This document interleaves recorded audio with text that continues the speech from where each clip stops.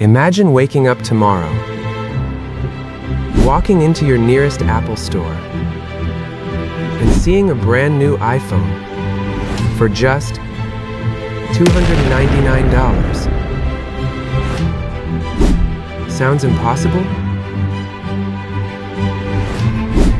But here's the shocking part. Apple could actually do it.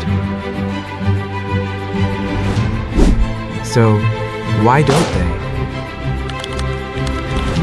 Most people believe iPhones are expensive because they cost a fortune to build.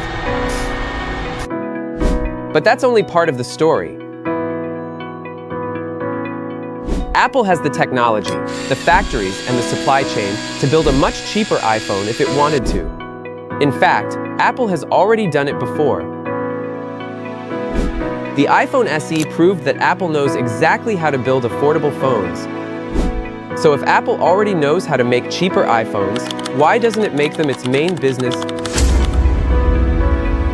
Most companies try to sell more phones by making them cheaper. Lower prices usually mean lower profit. That's the trap almost every smartphone company falls into. Apple looked at that race and simply refused to join it.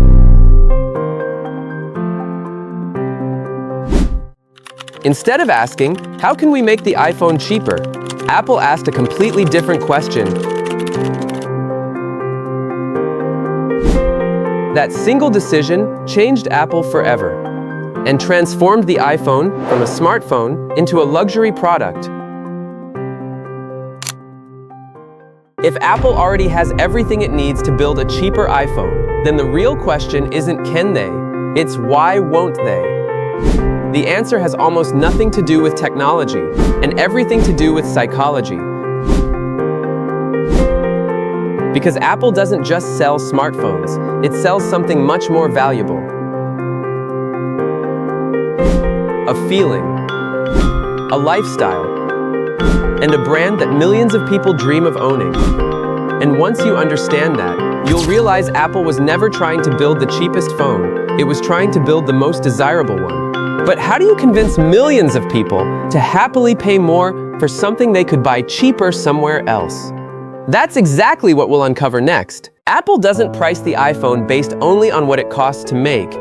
It prices it based on what the brand is worth. Think about brands like Rolex, Ferrari, or Louis Vuitton.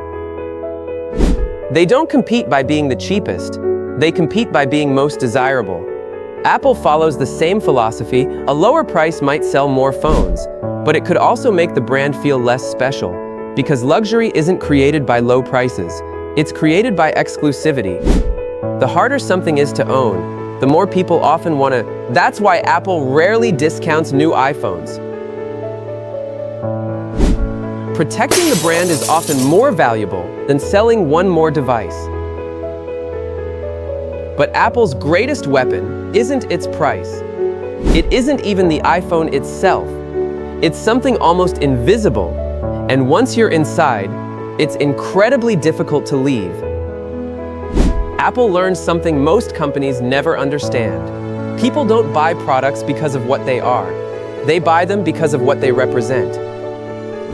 A Rolex doesn't tell time better than every watch. A Ferrari doesn't get you to work faster than every car. Yet millions of people still want them. Because premium brands aren't selling utility, they're selling emotion. Apple spent decades building that emotional connection through design, marketing, simplicity, and consistency. That's why Apple is extremely careful with pricing. Every discount has a cost, not just in dollars, but in perception. If Apple suddenly sold a flagship iPhone for $299, millions of people would buy it, but something far more important could be lost. The perception of exclusivity, the feeling of prestige, the idea that owning an iPhone means owning something special. And that brings us to Apple's most powerful advantage, Imagine buying your very first iPhone. At first, it's just a phone.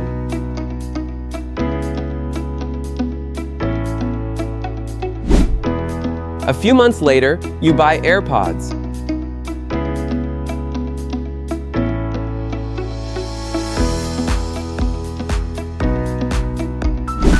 Then, an Apple Watch.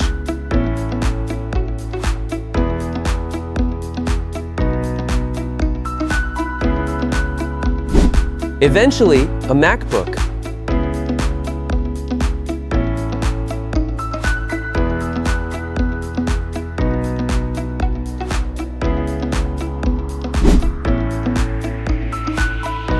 Suddenly, your photos, your messages, your passwords, your files, everything lives inside Apple's ecosystem.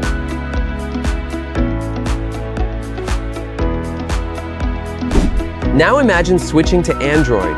It sounds simple until you realize you're not leaving one product, you're leaving an entire ecosystem.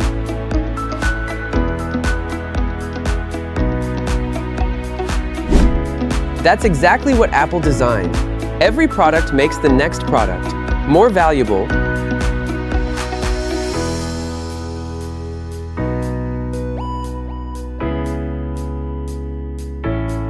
It's called the ecosystem effect, and it's one of the most profitable business strategies ever created.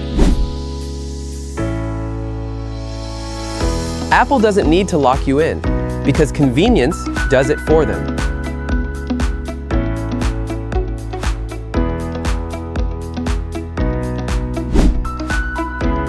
And once millions of customers become part of that ecosystem, price becomes much less important.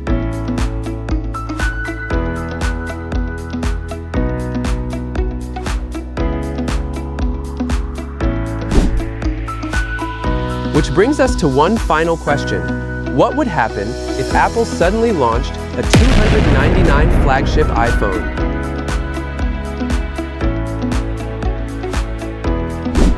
At first, everything feels completely optional. Nobody forces you to buy AirPods. Nobody tells you to get an Apple Watch.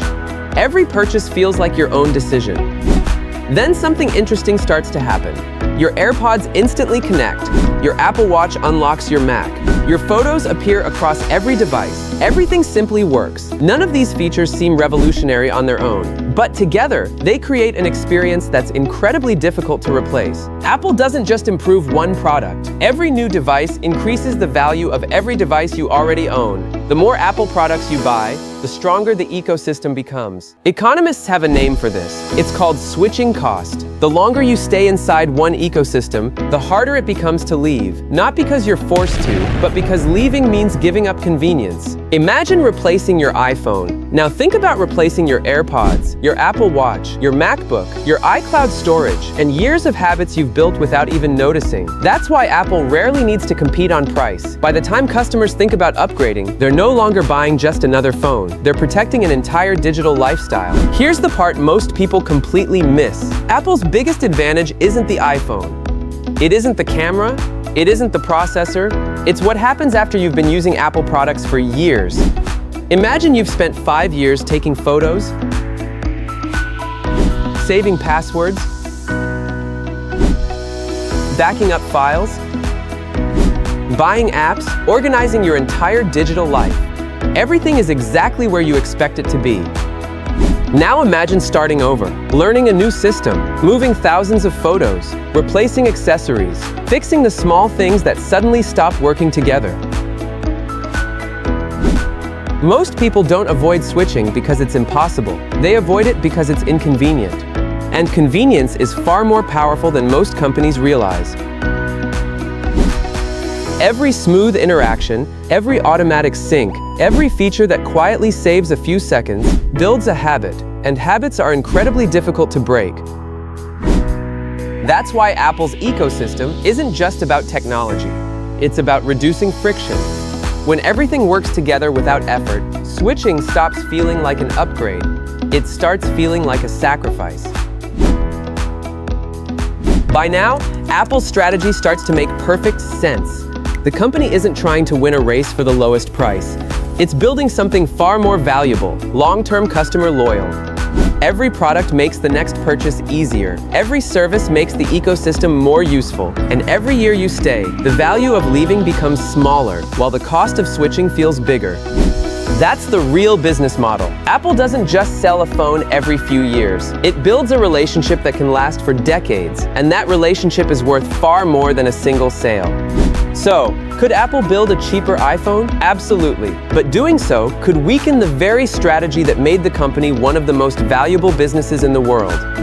But what if Apple ignored all of that and launched a $299 flagship iPhone tomorrow? Would it become even bigger, or would it damage everything it spent decades building?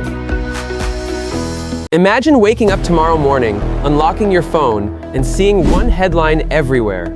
Apple announces a brand new flagship iPhone for just $299. Overnight, the entire smartphone industry would stop and pay attention. Social media would explode. Tech channels would publish videos within minutes. Analysts would rush to understand what Apple was planning, and millions of customers would ask the same question: is this finally the moment to buy an iPhone? At first, it sounds like the perfect business move. Lower the price, reach millions of new customers, and dominate the market, right? Because selling more products doesn't always mean building a stronger business.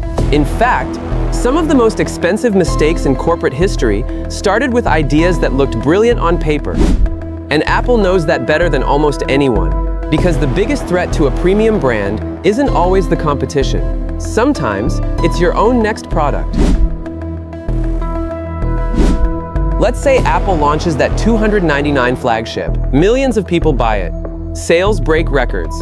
On the surface, it looks like a massive success. But here's the question investors would immediately ask: who bought that phone? Were they brand new Apple customers, or people who were already planning to buy a much more expensive iPhone? That's where the real danger begins. Imagine someone who was ready to spend nearly $1,000 on a flagship iPhone. Now they decide the $299 version is good enough. Apple still makes a sale, but it earns far less from that customer. In business, that's called cannibalization. Your new product starts eating the sales of your own successful products. And for a company like Apple, that risk is enormous, because the iPhone isn't just another product. It's the engine that powers a huge part of the company's business. That's why Apple doesn't simply ask, how many phones can we sell? Instead, it asks, how can we create the most value from every customer over time? Those are two very different strategies. Suddenly, Apple's pricing strategy doesn't seem so strange anymore. It isn't about making the cheapest phone. It's about protecting one of the most profitable business models in the world. After looking at the numbers, the strategy, and the ecosystem, Apple's decision suddenly becomes much easier to understand. The question was never, can Apple build a cheaper iPhone? The answer has always been yes. The real question is whether it should. For Apple, a premium price isn't just about making more money. It's part of how the company protects its brand, maintains its positioning, and supports the ecosystem that keeps customers coming back. Could Apple release another affordable iPhone in the future? Absolutely. In fact, it already has with models like the iPhone SE. But a cheap flagship? That's a completely different strategy.